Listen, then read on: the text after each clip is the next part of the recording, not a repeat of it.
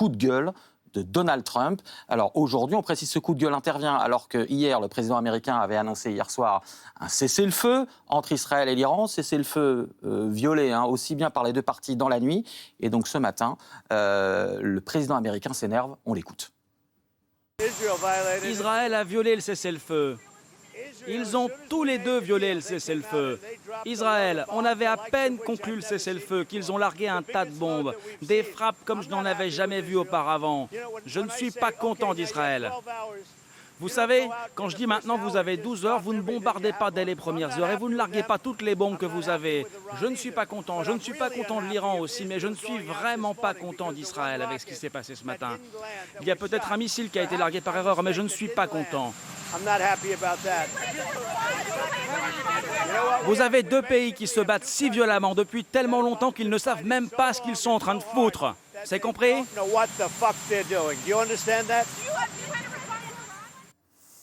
Voilà, on va en parler juste à l'instant. Déclaration de Benjamin Netanyahou, le Premier ministre israélien. C'est une victoire historique pour Israël et l'Iran n'aura jamais l'arme atomique.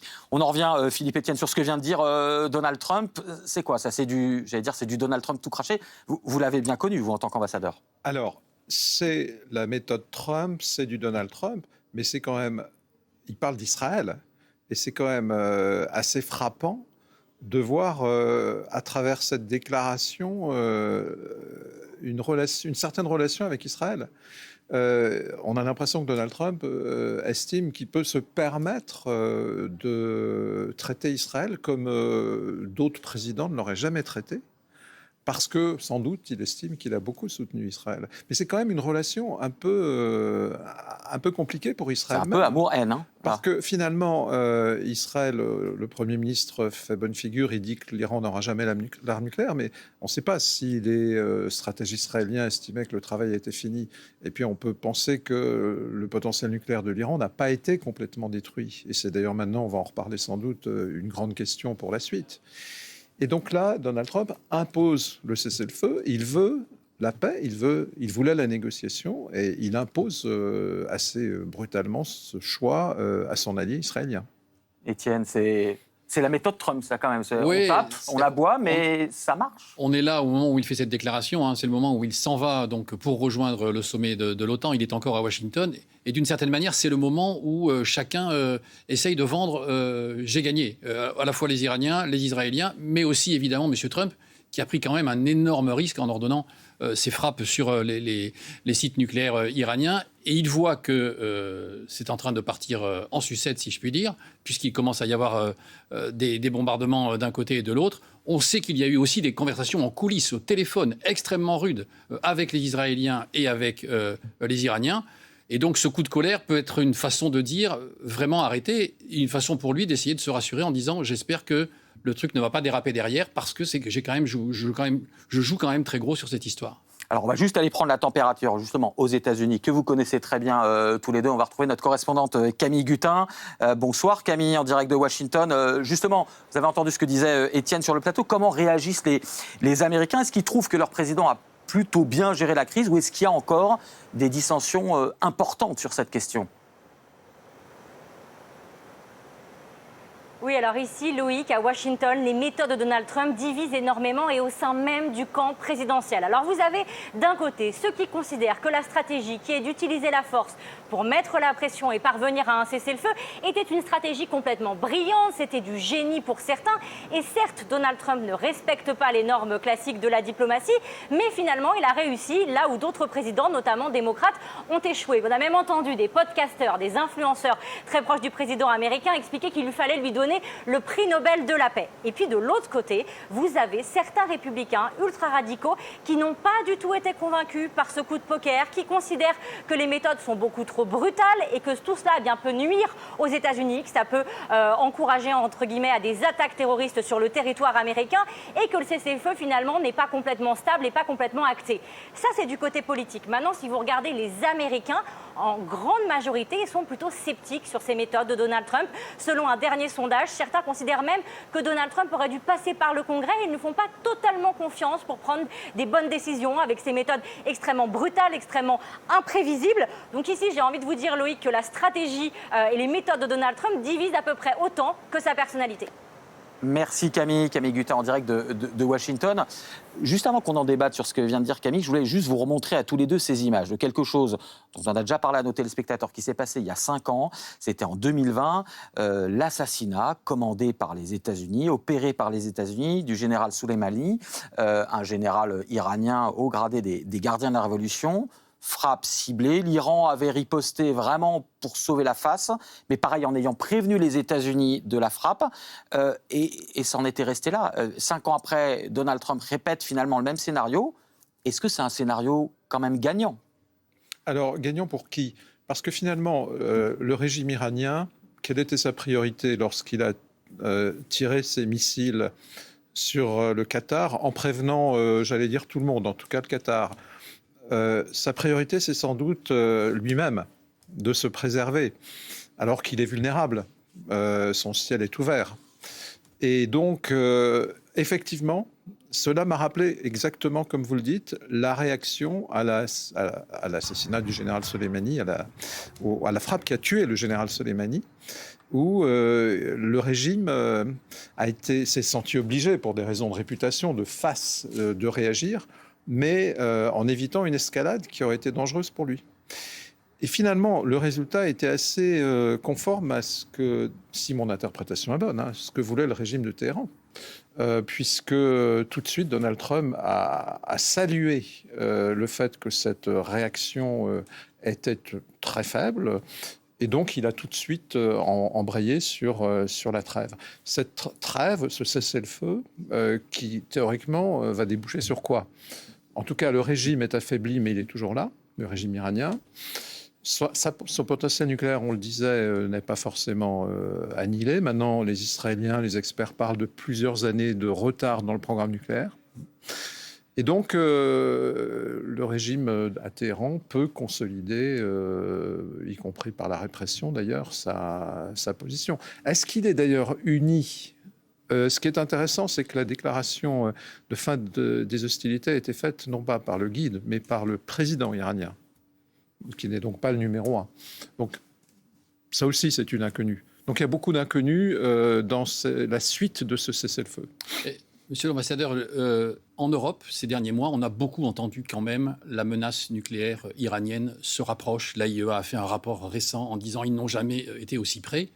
Aujourd'hui, l'action de M. Trump, elle a au minimum repoussé de plusieurs mois, voire de plusieurs années, cette menace nucléaire. Est-ce que les Européens ne pourraient pas dire, certains l'ont dit d'ailleurs, le chancelier Merz allemand qui s'est fait taper sur le doigt, ne pourrait pas dire, finalement c'est quand même une bonne chose ce qu'ont fait les États-Unis, même si ça n'est pas dans les canons diplomatiques internationaux. Ils ont fait le sale boulot à notre place, disait le chancelier. Vous avez dit les États-Unis, c'est Israël et les États-Unis qui sont venus en complément d'Israël qui ont fait ce travail.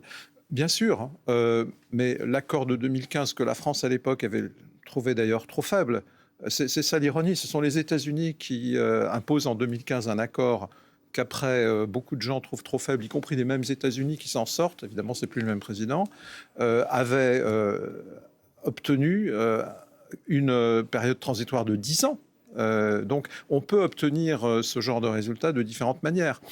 La vraie question... Ça ne marchait pas jusqu'ici. Enfin, on voyait bien que... Non, ça ne marchait plus, mais attention, enfin, j'ai vécu moi-même directement. Je sais bien. Ça a définitivement arrêté de marcher après 2018, après la sortie des États-Unis. D'accord, il faut être honnête. Et puis ensuite, quand l'Iran a refusé de retrouver un accord avec les États-Unis, que notamment la France a beaucoup poussé. Non, mais maintenant, pour répondre à votre question, l'essentiel maintenant, c'est de savoir s'il va y avoir une négociation sérieuse, si les inspecteurs de l'Agence internationale de l'énergie atomique vont pouvoir revenir en Iran, s'il va y avoir une évaluation de la situation exacte de la menace nucléaire, si la question de l'enrichissement va faire l'objet d'un accord, si la question des missiles balistiques va être traitée, si la sécurité régionale pour l'ensemble de cette région, parce que tous les pays avoisinant l'Iran, tous les pays qui se trouvent entre l'Iran et Israël, qui sont beaucoup des pays arabes, ont une sécurité menacée par cette situation.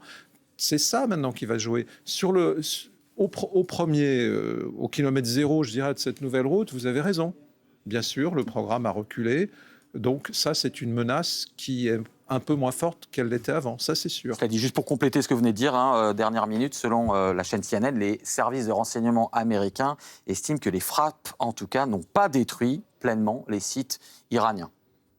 Donc, quelle peut être la suite, effectivement? Ça va être de reconstruire peut-être un partenariat avec l'AIEA, mais moins sûr. Ou alors que le régime iranien décide, cette fois-ci, de ne pas s'occuper, de refuser en fait des disciplines internationales, parce qu'il jugerait que ça ne l'a pas amené à des résultats positifs. C'est un risque énorme, ça, finalement, parce que le scénario à la nord-coréenne, en fait, on sort du traité de non-prolifération. Et avec ces fameux centaines de kilos d'uranium enrichi qui ont disparu, on fait une bombe même rudimentaire. Voilà. Et alors on peut avoir l'effet inverse de l'effet recherché. Alors évidemment, l'Iran est beaucoup plus... Enfin, il est sans doute plus possible de le surveiller. Il va être davantage surveillé peut-être que la Corée du Nord, qui aurait sans doute dû l'être davantage d'ailleurs. Mais ça peut être un risque et à ce moment-là, la balle reviendra un peu dans le camp des États-Unis. Finalement, si l'Iran refuse de s'engager dans une vraie négociation ou fait semblant, à ce moment-là, quelle sera l'attitude des États-Unis? Juste à vous qui êtes diplomate, est-ce que, c'est une question évidemment très, très naïve, mais est-ce qu'il y a quand même ce soir un gagnant et un perdant? Ou est-ce que les choses sont peut-être moins évidentes que ce qu'on dit? Aussi bien pour parler d'un éventuel changement de régime à Téhéran, d'un régime affaibli, ou d'Israël. Voilà. Est-ce que pour vous, il y a un gagnant, un perdant ce soir? Je pense que sur le court terme, Israël a fait montre d'une capacité absolument impressionnante. Qui a dû impressionner partout dans la région d'ailleurs.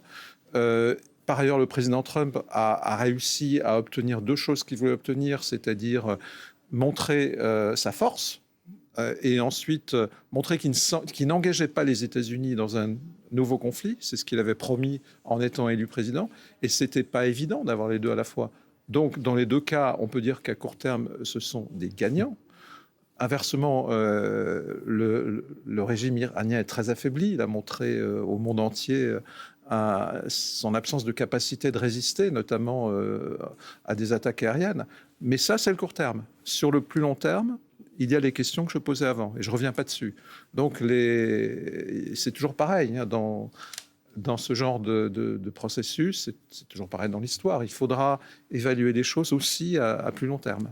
Alors j'aimerais juste qu'on revienne sur le terrain. On va aller écouter un extrait de Donald Trump. C'était le mois dernier, quand il faisait la cérémonie de remise de diplôme à West Point, qui est le Saint-Cyr américain, la plus haute académie militaire de l'armée de terre américaine. Et qu'après, on discute du positionnement des États-Unis de Donald Trump. Isolationniste, mais là, on ne le voit pas forcément. Et puis, je ne promettrai pas de guerre. Vous allez voir ce qu'il dit sur le renouveau qu'il appelle de ses voeux pour l'armée américaine. On l'écoute, c'était il y a un mois. La trêve commence officiellement dans la matinée. Pourtant, les sirènes retentissent à Haïfa. Israël accuse l'Iran de violer le cessez-le-feu. Ah, attendez, voilà, erreur d'extrait. On va écouter Donald Trump. Trump à West Point, l'académie militaire de l'US Army, il y a un mois.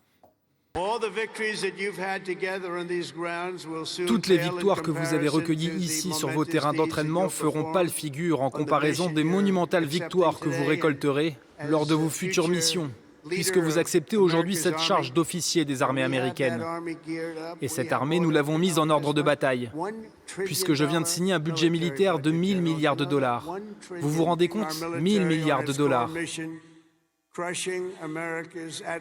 Nous allons revenir à la mission première de l'armée américaine, écraser les adversaires de l'Amérique, tuer les ennemis de l'Amérique et défendre notre drapeau comme on ne l'a encore jamais fait. Le boulot des forces armées américaines n'est pas d'organiser des concours de drag queen, de transformer les cultures étrangères ou de propager la démocratie dans le monde à la force du fusil. Votre boulot est de dominer les ennemis et d'annihiler toutes les menaces n'importe quand et n'importe où. Dominer les adversaires, annihiler les ennemis, 1 000 milliards de dollars de budget militaire, qui est déjà de très très très très loin le plus élevé de la planète.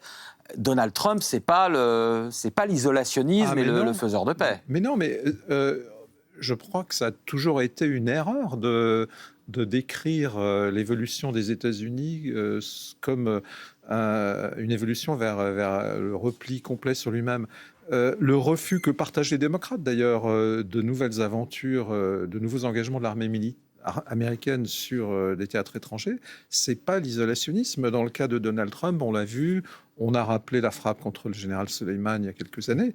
Et là, encore plus nettement, les bombardements sur Fordo, Natanz et Ispahan. Par contre, il y a une différence entre les pouvoirs démocrates le pouvoir démocrate qui l'a précédé, voire des pouvoirs républicains qui l'ont précédé, et ce qu'a dit Donald Trump à West Point. Nous ne sommes pas là pour exporter la démocratie. Ça, c'est effectivement très important. C'est une différence. Donc, de ce point de vue-là, on peut revenir à l'Iran. On n'est pas là pour aller changer les régimes. On n'est pas là pour aller exporter des valeurs démocratiques. Ça, quand même, c'est une différence. Mais utiliser la force s'il le faut, bien sûr. Quand on regarde l'histoire des États-Unis, d'ailleurs, certains de ces théoriciens dans cette administration Trump le disent, on revoit des périodes de l'histoire américaine qui correspondent à cela. Et c'est assez normal qu'on y revienne parce que après la débâcle de Kaboul, vu le mauvais souvenir laissé par la guerre du Vietnam, après la débâcle, ou plutôt les catastrophiques conséquences de l'intervention en Irak, c'est normal que les États-Unis aussi recherchent un nouvel équilibre. Mais je le répète, il y a là un élément de consensus entre les partis américains qui est pas de nouvel engagement militaire, mais il y a quand même aussi des différences sur pourquoi on a une politique étrangère et pourquoi on a une politique de sécurité.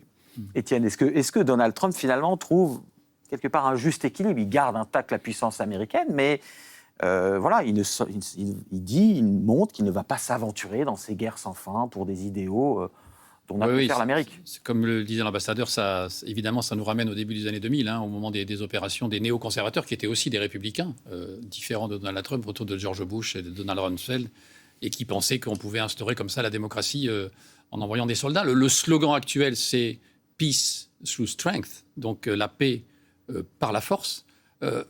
Ça pose quand même une autre question. C'est est-ce que ce qui s'est passé ces derniers jours ne va pas encourager d'autres régimes qui peuvent, dans les années qui viennent, être aussi puissants, à d'une certaine manière prendre la décision unilatérale de frapper là où est leur intérêt, de frapper ponctuellement. Que dire à Vladimir Poutine aujourd'hui par rapport à l'Ukraine, par rapport à ce que Donald Trump vient de faire en Iran, après tout? Vous me reprochez, moi, d'intervenir en Ukraine, mais ce que vous avez fait en Iran. Que dire demain ou après-demain au président chinois s'il y a une intervention sur... Et c'est tout ça qui est en recomposition à travers cette opération et dont on ne mesure pas encore, en fait, les effets, à mon avis, extrêmement importants. Les rapports de force changent et la façon aussi de faire de la diplomatie et de faire la guerre change. Et d'une certaine manière, les Européens sont un peu quand même à la ramasse de ça. Ils sont sur leurs fondamentaux. Je sais que ça va vous faire réagir, mais ils sont sur leurs fondamentaux. Mais c'est pas le plus efficace, en tout cas pour l'instant. Est-ce que ça veut dire que Donald Trump, quelque part, est pragmatique et peut-être moins, encore une fois, moins fou ou moins incompétent qu'on a pu dire? Mais il a une certaine cohérence, en tout cas, dans sa politique. Tout ce qu'il fait là, d'ailleurs, on en a vu les prémices dans son premier mandat. Simplement, il n'avait pas la même liberté à travers son propre environnement, à travers aussi le manque de préparation. Mais oui, il y a une certaine cohérence dans ce qu'il fait. Mais moi, je rejoins Étienne quand il parle d'une désinhibition croissante qui peut avoir des conséquences sur d'autres. Mais il y a d'autres conséquences aussi. Et après, on reviendra aux Européens et à l'ordre international. Parce que qu'est-ce que montre cette opération? Plus l'exemple de la Corée du Nord, plus ce qui s'est passé avec Kadhafi, plus ce qui s'est passé avec l'Ukraine, qui a abandonné les armes nucléaires stationnées en Ukraine après la décomposition de l'Union soviétique. Bien qu'on est peut-être mieux protégé quand on a soi-même acquis ces moyens nucléaires notamment. Et ça, quand même, c'est une autre conséquence à laquelle il faut faire attention, c'est les risques qui pèsent sur le régime de non-prolifération. Parce que mettez-vous à la place d'un autre pays, surtout un pays, je ne parle même pas des pays les plus importants qui ont déjà l'arme atomique, mais un pays, une puissance moyenne, avec un régime fort. La Turquie. Est-ce qu'il ne va pas chercher à se prémunir? Donc ça, ce sont des conséquences lourdes, comme vous l'avez dit, Et face à ça, il y a pas seulement les Européens, mais il y a beaucoup d'autres régions dans le monde qui se demandent comment rebâtir quelque chose qui s'appelle le respect du droit international, un système qui marche, un système international. Et je pense que c'est aussi très important que nous, les Européens, nous soyons sur ce front. Justement, une dernière question là-dessus, monsieur l'ambassadeur, parce qu'il nous reste à peine une minute, mais je voulais que vous disiez un mot, on en parlera à la fin de cette émission, sur l'OTAN, sommet de l'OTAN en ce moment à La Haye, aux Pays-Bas. Est-ce que Trump, là aussi, est-ce que la méthode Trump n'a pas marché ? Parce qu'on voit que les Européens, voilà, c'est en direct en ce moment, photo de famille en ce moment avec Donald Trump et les différents chefs d'État et de gouvernement. Est-ce que la méthode Trump n'a pas marché ? Les Européens ont entendu l'injonction à se réarmer et à payer. Mais les Américains nous demandent, Trump et les autres, depuis longtemps, de prendre en charge de manière beaucoup plus forte notre propre défense. Obama, finalement. Et nous devons le faire. Trump, effectivement, donne l'impression que c'est lui qui le fait, c'est le premier. C'est même pas vrai. Mais il le fait plus fermement. Voilà, il gagne cette aboie impression. Parce qu'il a une expression, il a sa propre expression. Mais les Européens, s'ils font ça, ils doivent le faire pour eux-mêmes. C'est tout à fait évident. Je crois qu'il y a eu une tribune franco-allemande qui le disait, mais c'est le point fondamental. Et d'une certaine façon, oui, heureusement que les Américains, y compris avec son extrême franchise, M. Trump, nous le disent, parce qu'il faut le faire, et il faut le faire pour nous-mêmes. Allez, c'était le mot de la fin. Merci beaucoup à tous les deux. 21h30, le rappel de titre avec vous, Camille Novak. Et on démarre avec l'Iran qui annonce la fin de la guerre de 12 jours avec Israël. C'est dans un message écrit adressé à la nation que l'information a été communiquée par le président iranien en début de soirée. Et le premier ministre israélien s'est exprimé au sujet de cette fin de guerre. Benyamin Netanyahou qui déclare ce soir « Nous avons obtenu une victoire historique. L'Iran n'aura pas l'arme nucléaire ». Et dans ce contexte, les 32 pays membres de l'OTAN sont réunis en ce moment pour un sommet express à La Haye. Au cœur des discussions, l'augmentation des dépenses de défense. C'est demain que les chefs d'État vont se pencher sur la question avec l'unique section de travail de ce sommet. Pour l'instant, le président américain entretient le flou sur ce sujet. Donald Trump qui est arrivé en début de soirée à La Haye et qui participe ce soir aux côtés des autres chefs d'État à un dîner à l'invitation du roi des Pays-Bas. En France, statu quo ce soir après une longue journée de négociations au conclave des retraites. Toute la journée, François Bayrou a reçu syndicats et patronat pour tenter de trouver un accord. Ce soir, toujours pas d'accord annoncé. Les partis se laissent jusqu'à la fin de la semaine pour trouver une issue favorable. L'ARS annonce 3 nouveaux cas d'intoxication alimentaire dans l'Aisne. Depuis plus d'une semaine, le territoire est touché par des intoxications en série. Phénomène qui a causé le décès d'une petite fille de 11 ans la semaine dernière. Et puis ce nouveau coup de tonnerre pour l'Olympique lyonnais. Le club a été relégué en Ligue 2 par la Direction nationale de contrôle et de gestion après examen de son dossier. Lors de son audition mardi après-midi, le club n'a pas convaincu le gendarme financier du football français de lever les mesures contraignantes qui lui avaient été imposées en novembre dernier. Le club peut encore faire appel de cette décision. Voilà pour l'essentiel de l'actualité à 21h30. Merci Camille, on vous retrouve tout à l'heure. On continue le 21-23 en parlant toujours de cette page évidemment sur le Moyen-Orient avec ce cessez-le-feu et l'Iran lui-même qui déclare ce soir que cette guerre de 12 jours est désormais terminée. J'accueille sur mon plateau tout de suite Shohra Makaremi. Bonsoir. Vous êtes anthropologue, chercheuse au CNRS et réalisatrice, auteure de Femmes, Vie, Liberté, écho d'un soulèvement révolutionnaire en Iran aux éditions de La Découverte. On va parler justement de ce qui se passe en Iran aussi ce soir. Denis Lacorne, directeur de recherche émérite au Centre de recherche internationale, aux séries Sciences Po et spécialiste des États-Unis. On est heureux de vous retrouver sur notre plateau et nous serons également par visio avec le général Bernard Norlin, ancien commandant de la force aérienne de combat, également ancien directeur de l'IHEDN, entre autres. Bonsoir. Je voulais tout de suite vous ramener sur le terrain et vous remontrer la séquence du jour, ce coup de gueule de Donald Trump, aussi bien à l'encontre des Israéliens que des Iraniens. C'était tout à l'heure, alors que le cessez-le-feu qu'il avait décrété avait été un petit peu violé par les deux parties. Et donc le président américain s'est emporté. On l'écoute et on en reparle juste après. Israël a violé le cessez-le-feu. Ils ont tous les deux violé le cessez-le-feu. Israël, on avait à peine conclu le cessez-le-feu qu'ils ont largué un tas de bombes, des frappes comme je n'en avais jamais vu auparavant. Je ne suis pas content d'Israël. Vous savez, quand je dis maintenant vous avez 12 heures, vous ne bombardez pas dès les premières heures et vous ne larguez pas toutes les bombes que vous avez. Je ne suis pas content. Je ne suis pas content de l'Iran aussi, mais je ne suis vraiment pas content d'Israël avec ce qui s'est passé ce matin. Il y a peut-être un missile qui a été largué par erreur, mais je ne suis pas content. Vous avez deux pays qui se battent si violemment depuis tellement longtemps qu'ils ne savent même pas ce qu'ils sont en train de foutre. C'est compris?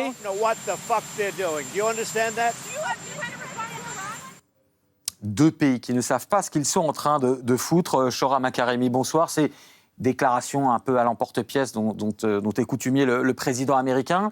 Est-ce que, pour vous, c'est quand même aussi une méthode qui a en partie fait ses preuves, puisque ce soir, il y a un cessez-le-feu, certes fragile. On pense évidemment aux civils iraniens comme aux civils israéliens. Est-ce que c'est un coup de poing sur la table qui, quelque part, qui marche? Moi, quand j'entends ces mots, ce qui me terrifie, c'est le langage, en fait. C'est parce qu'on sait, l'histoire nous a appris que les gens qui parlent comme ça sont historiquement des populistes fascistes. Non, c'est Hitler, c'est Mussolini. Faire ça au langage et faire accepter au peuple ou aux spectateurs ce type de paroles-là, ça relève d'une pratique du pouvoir qui est fasciste. Et donc, ça m'effraie, d'autant plus que les peuples ont disparu de la scène et qu'aujourd'hui, on a un peuple iranien qui s'est réveillé ce matin, laissé seul avec son bourreau, qui est affaibli, aux abois, et qui a l'habitude historiquement de se retourner contre sa population et de la construire comme ennemie de l'intérieur pour réaffirmer son pouvoir quand il ne peut rien, quand il est impuissant. Le bourreau, vous parlez du régime des Mollahs ou du Je parle suprême Ali Khamenei. absolument du régime des Mollahs, oui. Qui, par exemple, au moment après avoir signé un cessez-le-feu avec Saddam Hussein à la fin de la guerre Iran-Irak, l'Iran, qui n'était pas du tout content, pour parler comme Donald Trump, de signer le cessez-le-feu, a exécuté, massacré, assassiné en quelques semaines des milliers d'opposants au secret, pour, comme ça, faire un coup de terreur et tenir sa population et qu'elle ne pense surtout pas à venir profiter de la fin de la guerre pour changer les choses. Avant que je donne la parole aux deux autres invités, on va regarder, pendant que vous répondez, ces vidéos, ces images de la foule de Téhéran aujourd'hui qui célèbre la victoire. Alors, est-ce que c'est une foule qui le fait spontanément? Est-ce que, en tout cas, ce que vous disiez est intéressant. Est-ce que vous avez peur que le régime des mollahs iraniens, certes affaibli, se retourne contre sa population, se venge, fasse une chasse aux esprits, aux sorcières? On l'a vu, il y a eu un homme pendu hier. Il y a eu plusieurs centaines d'arrestations dans chaque ville. Il y a eu des centaines d'arrestations, plusieurs centaines d'arrestations dans le pays, peut-être même plus. Il y a des checkpoints qui ont été réinstitués. Et il y a eu en effet une espèce de chasse aux sorcières aux traîtres, sachant que ceux qui ont été assassinés par l'État israélien étaient des hauts gradés des gardiens de la Révolution et que ces informations-là viennent des gardiens de la Révolution eux-mêmes. Bien sûr, tout le monde le sait. Mais en fait, il y a cette mise en spectacle de la cruauté, comme d'habitude, pour tenir la population. Et ceux qui font la fête dans la rue sont en effet ce 10 à 15% de base du régime de clientélisme qui sera toujours là. Mais aujourd'hui, il est clair, et moi je dis toujours qu'on ne sait pas ce que pense la population iranienne. L'opinion publique, en fait, a été construite comme opaque. Elle est très difficile à pénétrer, mais c'est une technique de gouvernement, c'est exprès. Par contre, on sait, il y a une espèce de consensus parmi les sciences sociales que le régime ne bénéficie plus que de 10 à 15% vraiment d'avis favorables, et les Iraniens sont pleins de haine et de ressentiment et de peur envers ceux qu'ils considèrent comme leurs bourreaux.